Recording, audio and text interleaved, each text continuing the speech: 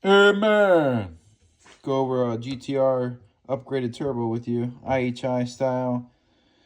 See these in like the Pure 1000s or something like that, and you'll see them on Subarus. As you can tell, it's got a billet compressor wheel.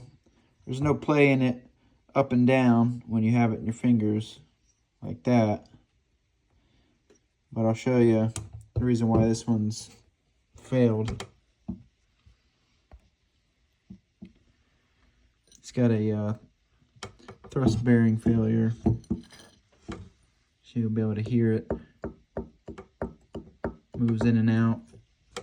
What that'll do is it'll let your compressor wheel come forward and scrub against this housing, and it'll tear it up.